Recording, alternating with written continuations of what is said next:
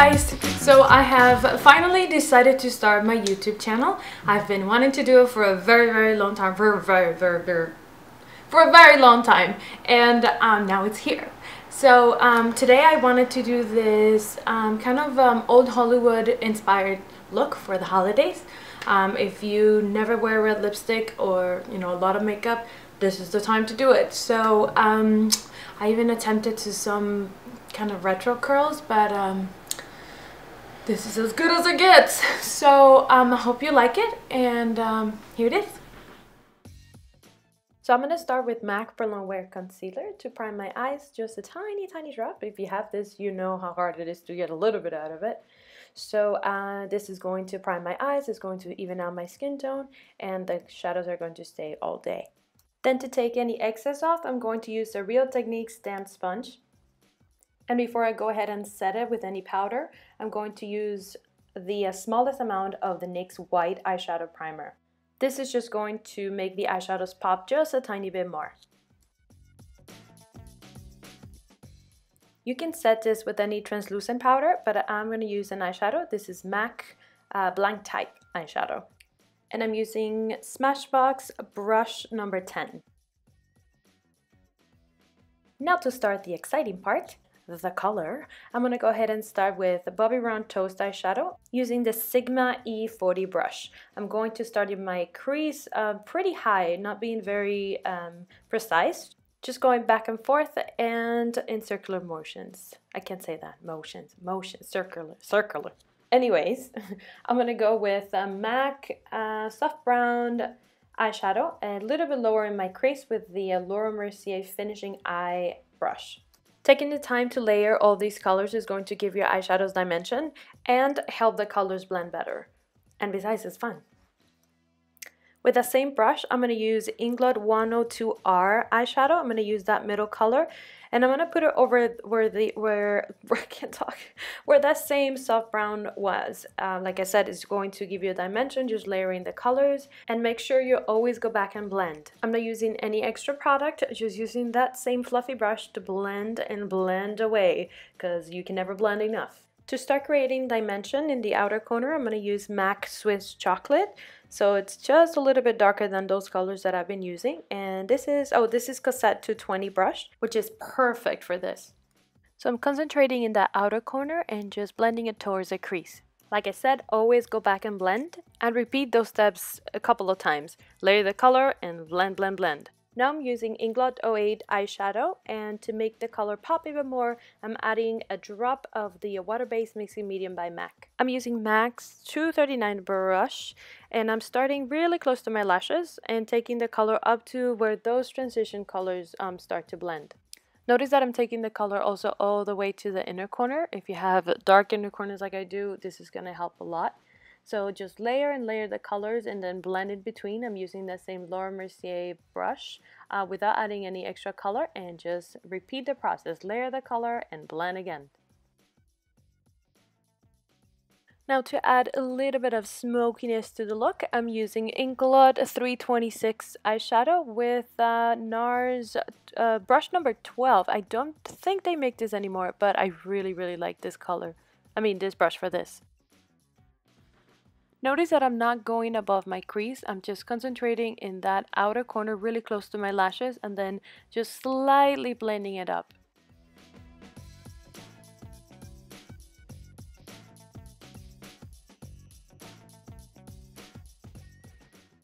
Then I'm going to go ahead and blend that with a clean brush, and this is MAC 217 brush. This is going to help the colors blend better, so you have a very smooth transition. Notice that I'm blending kind of inwards, so if you get a little messy, don't worry about it, we can fix that later. So just make sure you blend inwards. Now I'm taking NARS Larger Than Life Black Eyeliner, and it's going in my waterline, top and bottom. I know it looks weird, but it makes a huge difference. It's going to make your lashes look fuller and make your eyes pop. Now for my eyeliner, I'm using Laura Mercier Cream Liner in Noir. I thought I had filmed the other eye, but I didn't, so bear with me while we try to match that. I'm using a brush that I bought at Michael's a million years ago, and I can't even read the number on it, but it is perfect for that, and it cost me like $3. So I'm just pulling my eye a tiny bit to create a little bit of tension, but not too much because you don't want to overage your eye. Is overage a word? I don't know. Anyways, I didn't film it, but I always go back to the end with a 266 brush by MAC to sharpen that edge. Now wax some mascara on. This is Butterfly by L'Oreal. It's my favorite at the moment. We're going to put false lashes anyways, but this gives you a good bet for lashes. Remember when I said that you can fix stuff? Well, this is it. A tiny bit of eye cream and a cotton round.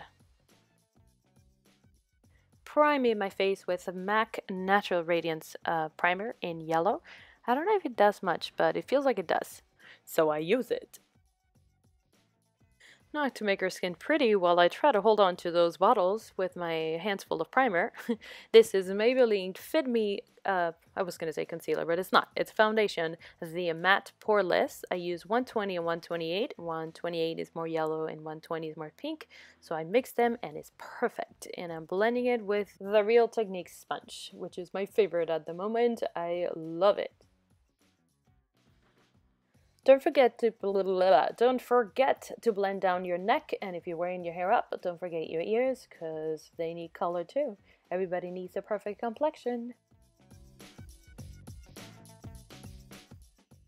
Now for concealer, I'm using MAC Prolongwear concealer in NC20, and underneath my eyes, taking it a little bit lower. Probably I don't need as much, but it feels so good, and the sponge blends it so well.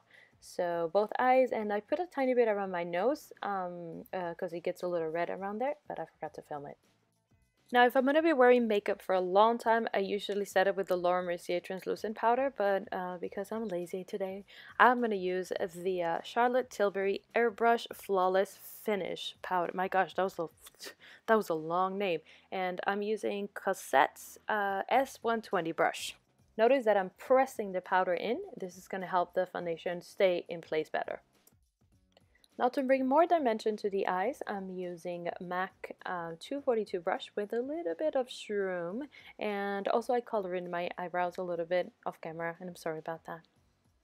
Now for the bronze, I'm using Laguna by NARS with the brush from NARS too. I don't remember the name of it. I know it's the blush brush, but I don't remember the name of it. So I'm just going on the sides of my face, from the top of my ear, kind of facing my mouth, and taking it up to my hairline. I was interrupted by some people here knocking on my door trying to sell me something, and I had to stop filming, but here it is.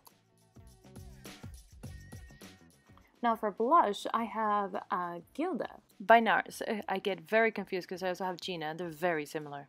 So just popping a little bit of color in the apples of my cheeks and blending it up. For highlight, I'm using the Ambient Light palette by Hourglass, and I'm using the middle color with the Real Techniques setting brush. Just a tiny bit in the high points of my cheekbones, and I don't like to do it at my nose because I feel like it makes my pores look bigger. And to create more dimension, I'm going to do the same thing I did on top, but on the bottom. I'm going to use this MAC 266 brush with a little bit of soft brown. Then this MAC 219 brush with the middle color in the rainbow English shadow. And then this Sephora brush, which I believe is number 14, the smudge brush. And with the darkest color of the Ingla color. And of course, a little bit of mascara. You can definitely keep this eye with a nude lip and it will still look beautiful, but I wanted to go for more of a bold lip. I'm using MAC Burgundy lip liner, and I'm basically creating a map for my lips. My lips are very, very uneven, so it's very hard to have a straight line and make them look even. So I'm starting in the outer corners and then going to the cupid's bow as you saw, and then creating like a cross. And then taking the color from the outside and blending it in. And don't mind my red mustache. So in the bottom I'm doing the same thing. I started in the outer corners first, and then I did the center, and then don't forget to blend in and take it all the way in the corners, because sometimes we smile and then those corners are white and it's not pretty. Now the star of the lip game is this lip tog called Stalker, I think. Yes. And I'm using, again, another brush that I bought at Michael's a million years ago, and he came in a set that I was doing like a little project with my niece, and this was leftover, but it's perfect for these, and they're very easy to clean. So again, taking the color all the way to the end, the edges, and then blending it in. And it gives you that effect of like ombre, almost, because the lip liner is a little bit darker, but just blend away, and we're done.